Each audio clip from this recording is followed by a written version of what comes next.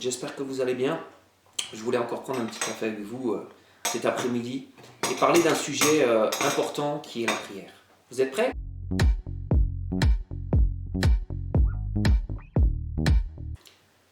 Pour répondre à cette question, la prière n'est pas une formule magique ou une formule toute prête.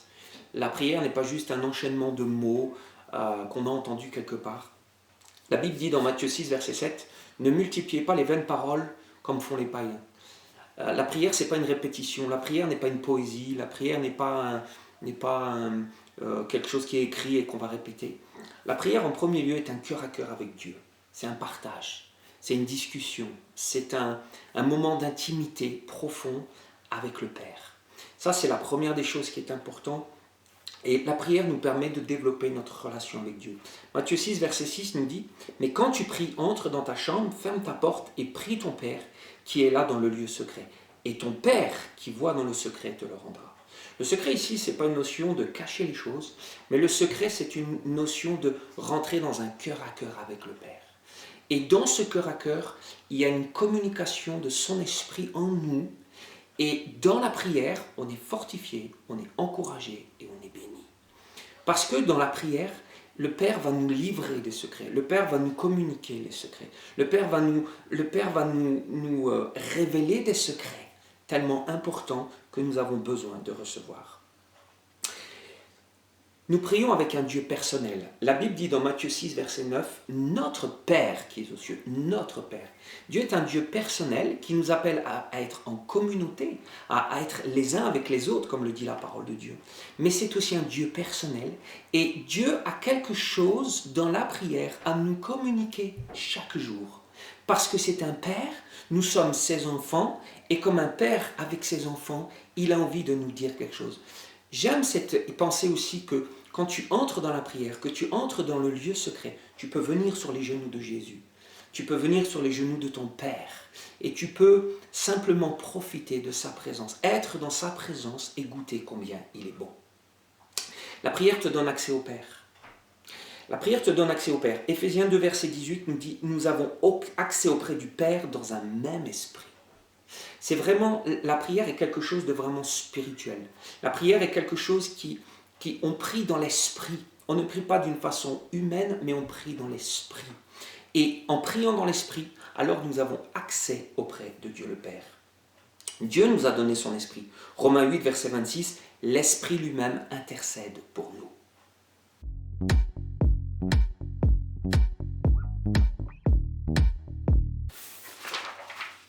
Pour répondre à cette deuxième question, comment tu pries?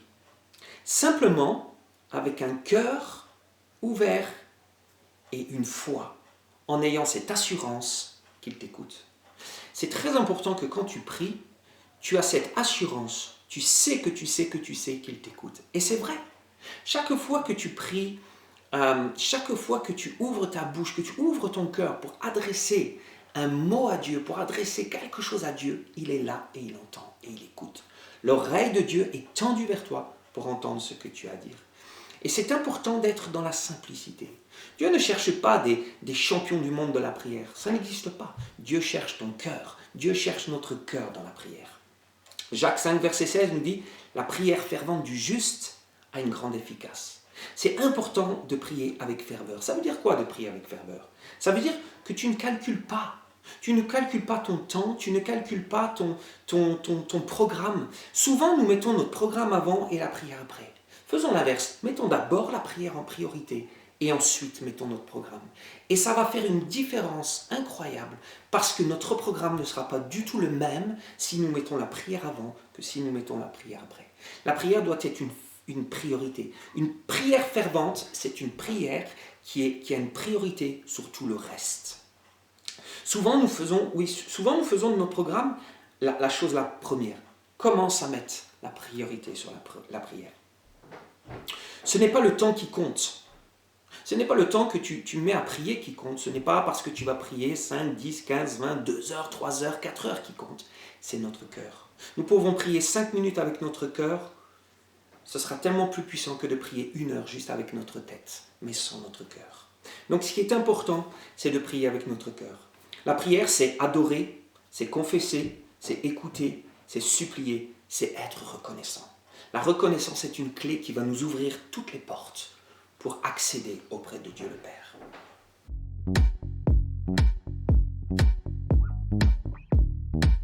Pour répondre à cette question, j'ai 3 réponses. Oui, non et attends. Parfois, Dieu ne répond pas à notre prière. Pourquoi? Parce que nous demandons mal dans le but de satisfaire notre chair, nous dit Jacques. Des fois, on demande des choses à Dieu pour nous-mêmes. Des fois, on demande des choses à Dieu parce qu'on en a envie. La Bible dit que Dieu pourvoit à tous nos besoins, pas à toutes nos envies. Donc parfois, Dieu dit non. Parfois, Dieu dit oui. Parce que Dieu regarde à notre foi.